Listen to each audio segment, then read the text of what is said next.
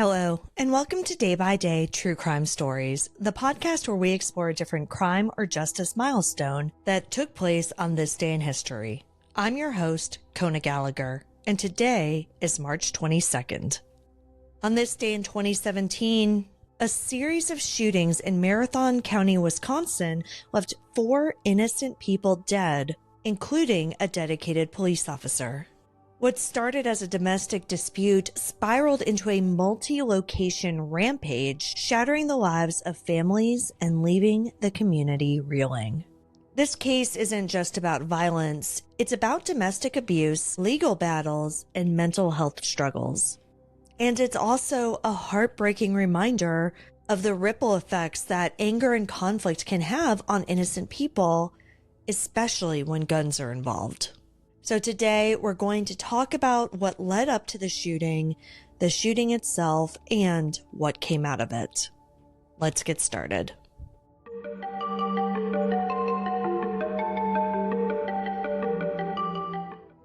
Now, to understand what led to this tragic day, because it was years in the making, we need to go back to the beginning, to the doomed marriage of Nang Mai Vang and his wife, Nali.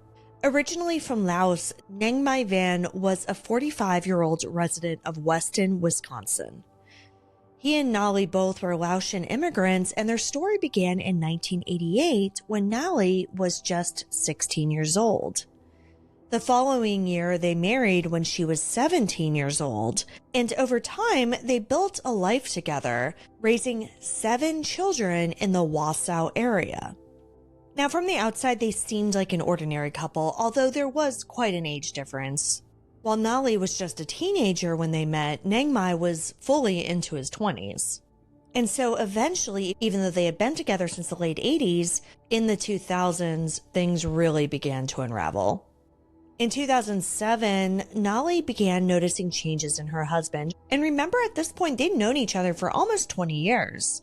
But he started spending more time away from home, attending parties, drinking heavily, and behaving irresponsibly.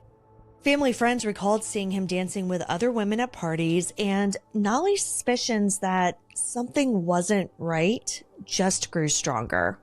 And those suspicions were confirmed when she looked through their phone bill. She found calls to another woman over and over again. She confronted her husband, and what followed were heated arguments and even deeper distrust. The tension boiled over in May 2008 when Nang Mai called the police on Nali, claiming that she had damaged appliances during a confrontation over his alleged affair.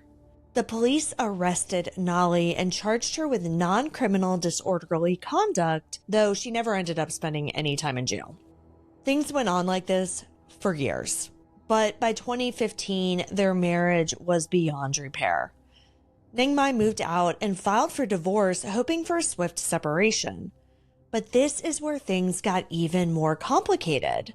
Instead of going through the legal system, Nang Mai wanted to settle the divorce using the Hmong clan system, which is a traditional method of resolving disputes within their Laotian community. But Nali refused. She wanted the divorce to be handled in court so that she could ensure proper custody and child support agreements for their children. This disagreement infuriated Nang Mai. He didn't want to pay alimony. He didn't want to be financially responsible for both her and the children. And he made his anger known. His brother later recalled that this period marked a serious decline in Nang Mai's mental health. His behavior became erratic. There were incidents of violence, including one where he allegedly hit their mother. Nali also reported that Nang Mai had threatened her, saying that, quote, something bad would happen if she continued to demand alimony. His resentment continued to build for years. Then, on March 22nd, 2017, it all came to a horrifying climax. On that day at 12:27 p.m., Nang Mai Vang walked into the Marathon Savings Bank in Rothschild, Wisconsin, where his estranged wife, Nali, worked as a teller. He came in with one demand: sign the divorce papers now. When she refused, he leaned in close and whispered something terrifying in Hmong.